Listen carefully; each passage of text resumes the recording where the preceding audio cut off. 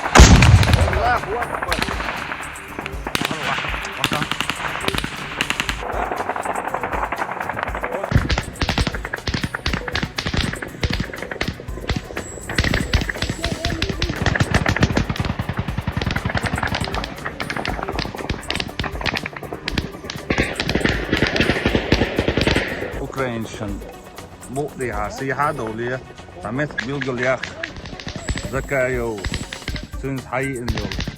Айта кетсек, Қадыров 3 қазанда ұлдарын Адам 14 жас, Или 15 жас және Ахматты 16 жас Украинаға қарсы қанды соғысқа аттандыратынын мәлімдеген болатын.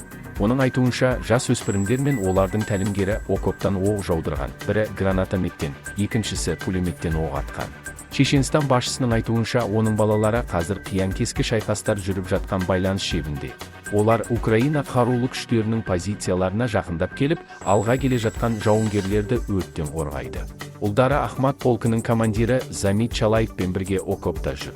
Бейнеде олар оқ жаудырып жатыр. Қадыровтың айтуынша, оның балалары Украина жағында соғысып жатқан шешен тілді шайтандарға майдан шебіне шығуды ұсынған. Қадыров оның балалары АО шабуылына тойтарыс бергенше жауынгерлік позицияларда болғанын айтты. Қауіп әлі сейілген жоқ. Тонг Жахони ұйымының жетекшісі Чупик қыркүйектің аяғымен салыстырғанда қазір арыз шағым азайғанын, мигранттарға ақыл кіргенін айтады. Бұл ұйым Владимир Путин мобилизация жариялағаннан кейін Орталық Азиядан шыққан қос азаматтығы бар жүздеген адамға Ресейден кетуге көмектескен. Мобилизация жарияланған соң ондаған мың ер азамат Ресейден шетелге қашқан.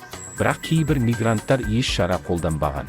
Осы айда Азаттықтың қырғыз қызметі полицияның Қырғызстан азаматын Мәскеудегі пәтерінен әскери комиссариатқа күштеп апарғанын, ауру бүйрегіне операция жасатқан, оның әскерге денсаулығы жарамайтынына да қарамағанын жазды. Аты жөні есеңдеп көрсетілген 36 жастағы ер адам орталықта бірнеше сағат ас сусыз отырып, денсаулығы нашарлап, есінен танып қалған. Ауруханаға барған соң дәрігерлер бүйрегінің ауыратынын растайтын құжат берген. Бірақ әскери комиссариат оның Ресей паспортын қайтармай, армия қатарына қосылмаса қамауға алынатынын айтқан. Есенмен әйелі пәтерінен қашып, жасырынуға мәжбүр болған. Қазір олар Ресейден кету үшін Қырғызстаннан келуі тиіс паспортын күтіп отыр. 14 қазанда президент Путин ішінара мобилизация осы айдың аяғына қарай аяқталатынын, алғашқы 3 аптада 220 мың адам әскерге алынғанын мәлімдеді. 3 күннен кейін Мәскеу мэрі Сергей Собянин қалада мобилизация аяқталғанын, әскерге қатарына шақыруға жауап бермеген азаматтарға ештеңе болмайтынын айтты.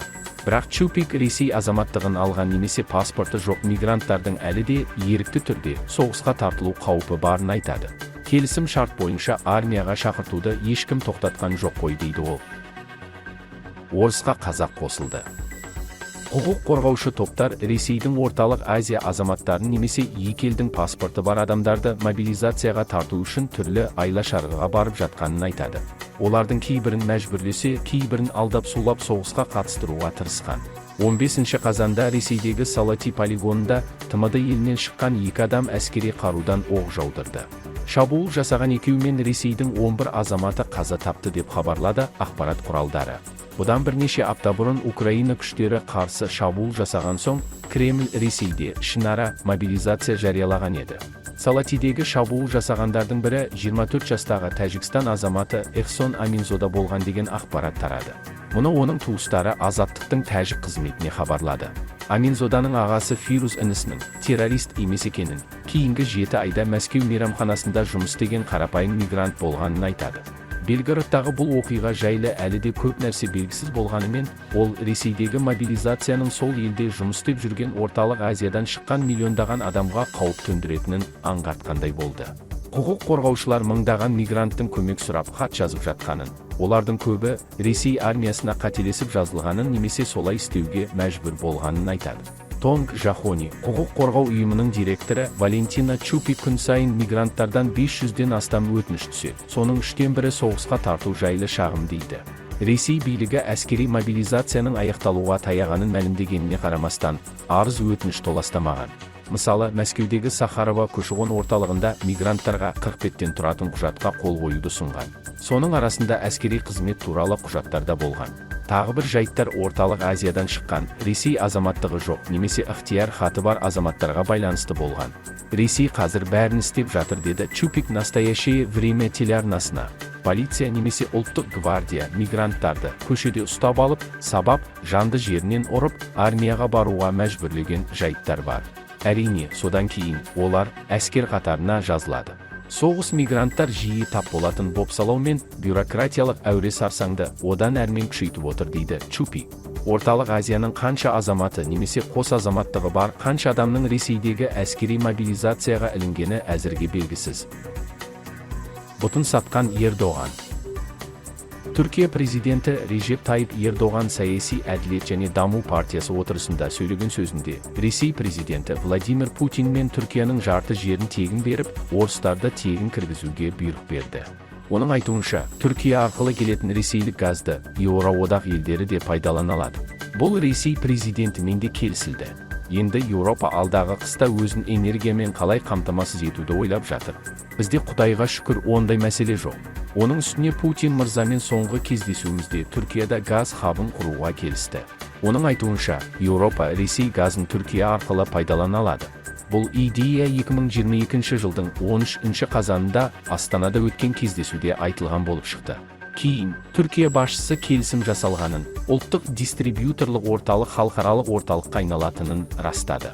Осы арада Әділет және даму партиясының түрік депутаты Мехмет Ердоған, әлемнің келесі билеушісі кітабынан шабыт алғанын айтты. Оның авторы ұлттық қауіпсіздік комитетінің бұрынғы төрағасы Кәрім Мәсімов. Ал достар, бұның бәрі туралы не ойлайсыздар? Түркия орысқа сатылып, астына жатты ма? Комментарийге жазыңыз. Енді келесі жаңалықты тыңдаңыз.